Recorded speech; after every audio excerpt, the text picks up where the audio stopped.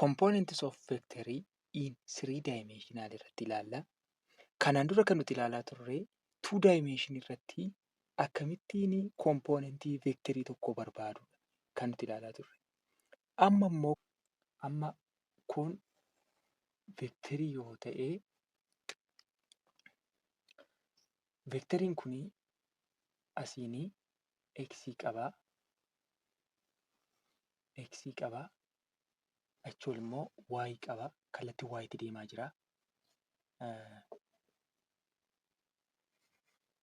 deemaa jira. Asiin immoo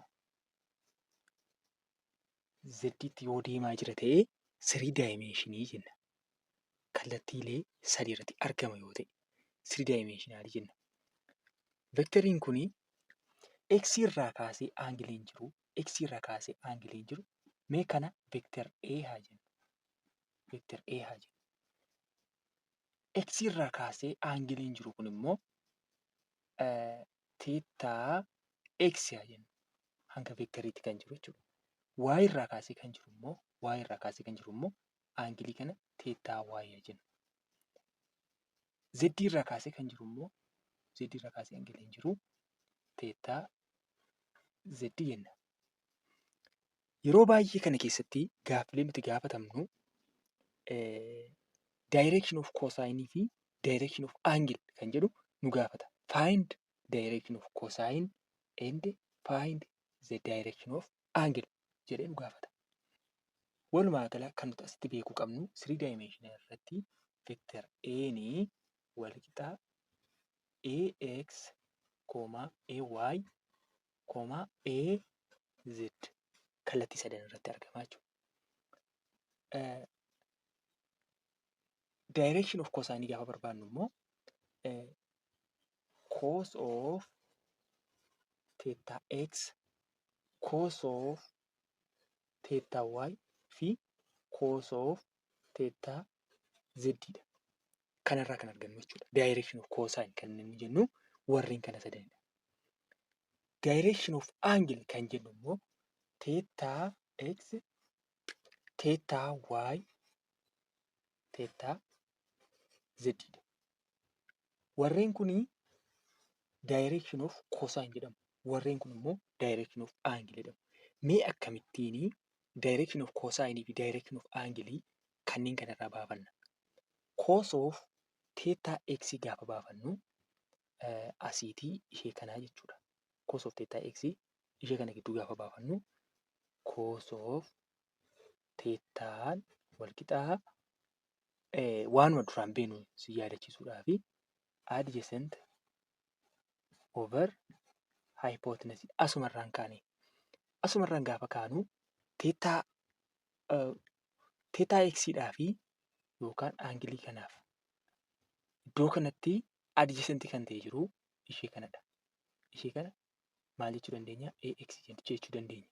Ishee kana immoo ay jenna asumaan jechuudha. Kanaaf iyyuu adjacentiin ax kanadha. Kana booda maal goonaa? Cos of thetaan wal qixa adjacent ax over hypotenuse. Hypotenuse akkamitti fudhannaa? Magnitudeedhaan fudhanna. Magnitude of a dhaan fudhannaa jechuudha. Asumarraanii cos of theta x keenya arganne jechuudha. Cos of theta x keenya asumaan argannaa jechuudha. Cos of theta x wal qixa ax over magnitude of a kanumaan arganne.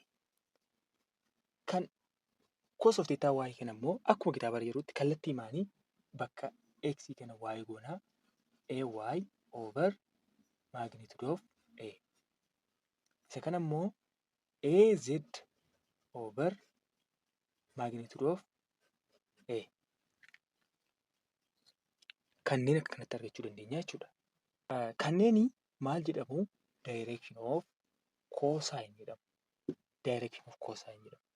Kanneen argachuuf immoo fakkeenyaaf theta x argachuudhaaf cos of theta x wal qixaa ax over magnitude of a. Kana booda kana theta x kana argachuuf over cos jenna. Asis over cos over waanidha asii kan jiru. Cosiin kun cosiidhaan hin badaa.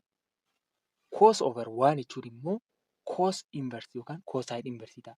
Kanaafuu theta x'n keenya wal qixa cos inverse of ax over magnitude of a ta'a.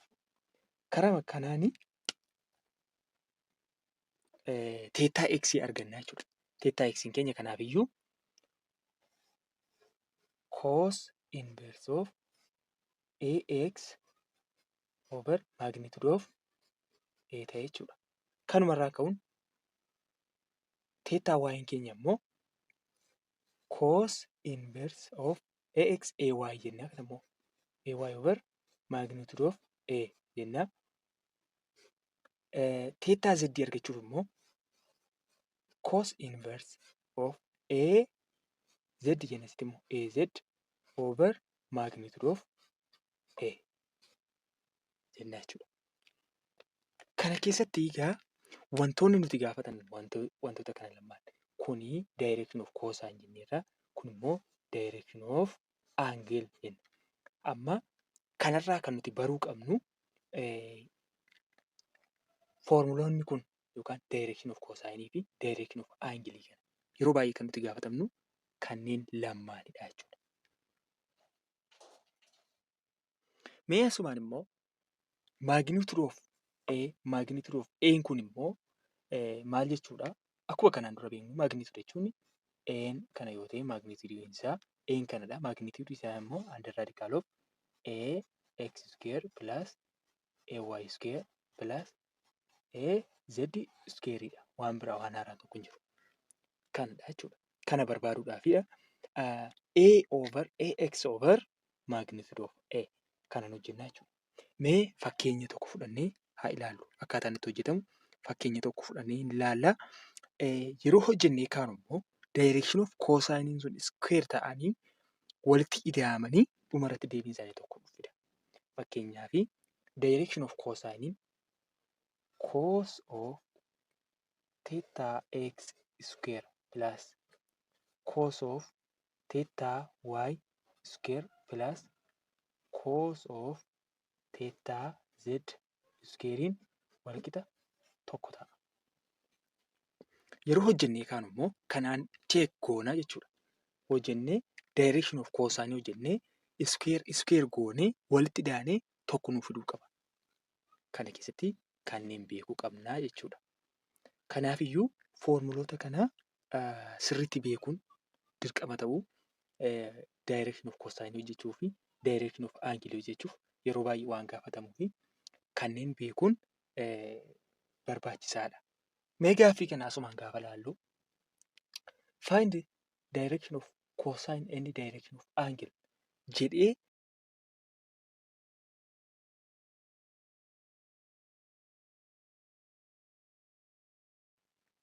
kanneen sadan yoo nuuf kenne akkamitti nuuf kennuu isaati? Akka isa kanaatti nuuf kennuu isaati. Akka eetti akka kanaatti nuuf kennuu isaati jechuudha. Kanneen gaafa barbaannu mee kanarraa jalqaba direction of cosine gaafa barbaannu cos of theta x wal qixa ax over magnitude of a. Ax kan jennu ax ay az akka kanatti nuuf kennee jira jechuudha. Ax keenya kanaafiyyuu 6 jechuudha. 6 irraa magnitude of a. Magnitude of a barbaaduuf immoo a keenya immoo wal qixa under radical of 6 square plus minus 3 square plus 4 square. Magnitude of a wal qixa 61 nuu ta'a. 61 ta'a. Magnitude of a keenya 61 argannee a keenya immoo ax keenya immoo 6dha. Kanaafuu cos of theta x wal qixa 6 irraa magnitude of a jechuudha. Kana booda cos of theta x keenya wal qixa 6 irraa under radical of 61 jennee deebifna. Cos of theta y keenya immoo cos of theta y equals to ay over magnitude of a. Kanaan barbaadanna jechuudha. Kanaan gaafa barbaadannu magnitude of a keenya 61 akkasumas ilaataa cos of theta y keenya wal qixa ay keenya amma -3 dha. -3 over under radical of 61 dha jechuudha. Cos of theta y keenya wal qixa -3 over 61 ta'a. Inni itti aanu immoo cos of theta z dha. Cos of theta z immoo wal qixa az over magnitude of a. Cos of theta z wal qixa az keenya meeqa nuu kenname? 4 nuu kenname. 4 over magnitude of a immoo 61 dha. Kanaafuu cos of theta y theta z equals to 4 over under radical of 61. Direction of cosine keenya akkasittiin arganna. Asumaan immoo direction of angle gaafa barbaannu immoo amma theta x kana yeroo gaafa barbaannu theta x keenya immoo asumaanii cosii kana jalaa baafnee cos inverse jenna. Cos inverse jennee 6 over root of 61 jenna jechuudha. Akkuma formulaa isaa theta x maal ture? Cosine inverse of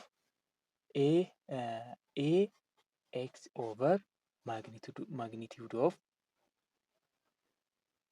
ax over magnitude of a ture.